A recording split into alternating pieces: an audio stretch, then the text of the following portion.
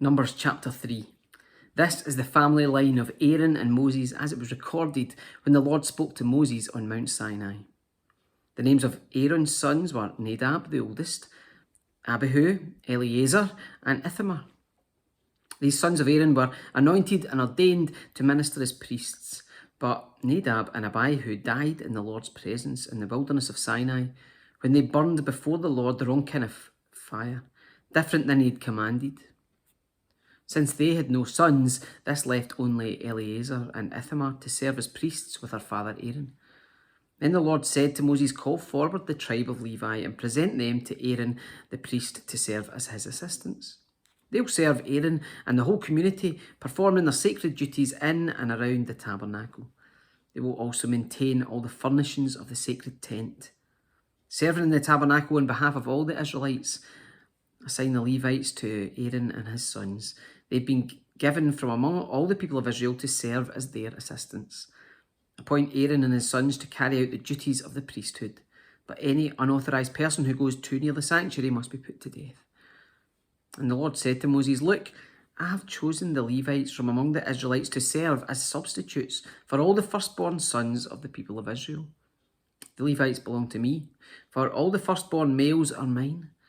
On the day I struck down all the firstborn sons of the Egyptians, I set apart for myself all the firstborn in Israel, both of people and of animals. They are mine, I am the Lord." The Lord spoke again to Moses in the wilderness of Sinai. He said, "Record the names of the members of the tribe of Levi by their families and clans. List every male who is 1 month old or older." So Moses listed them just as the Lord had commanded. Levi had 3 sons, whose names were Gershon, Kohath, and Merari. The clans descended from Gershon were named after 2 of his descendants, Libni and Shimei. The clans descended from Kohath were named after 4 of his descendants, Amram, Izhar, Hebron, and Uzziel.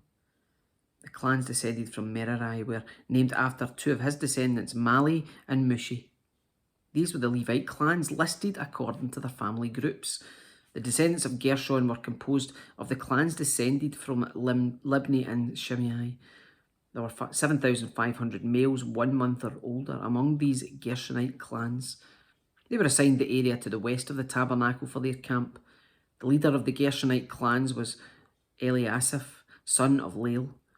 These 2 clans were responsible to care for the tabernacle, including the sacred tent with its layers of coverings, the curtain at its entrance, the curtains of the courtyard that surround the tabernacle and altar, the curtain at the courtyard entrance, the ropes, and all the equipment related to their use.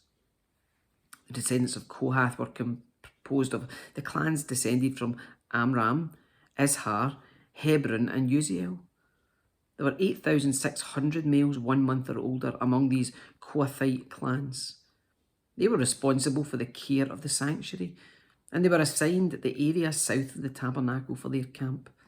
The leader of the Kohathite clans was Elizaphan, son of Uzziel. These 4 clans were responsible for the care of the ark, the table, the lampstand, the altars, the various articles used in the sanctuary, the inner curtain, and all the equipment related to their use. Eleazar, son of Aaron the priest, was the chief administrator over all the Levites, with special responsibility for the oversight of the sanctuary. The descendants of Merari were composed of the clans descended from Mali and Mushi. There were 6,200 males 1 month or older among these Merarite clans.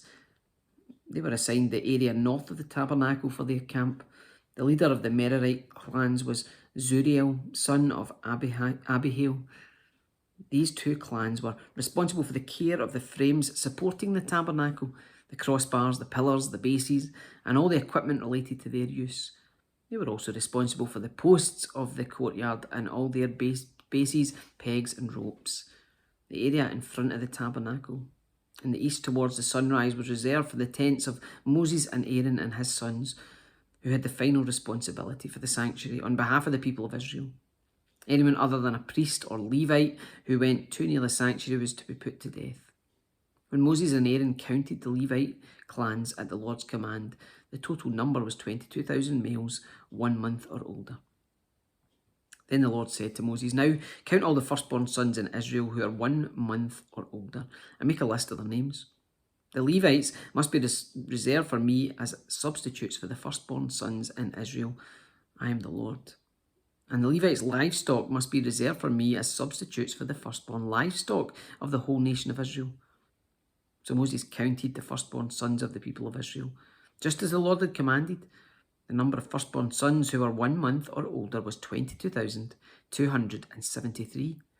Then the Lord said to Moses, "Take the Levites as substitutes for the firstborn sons of the people of Israel, and take the livestock of the Levites as substitutes for the firstborn livestock of the people of Israel. The Levites belong to me. I am the Lord.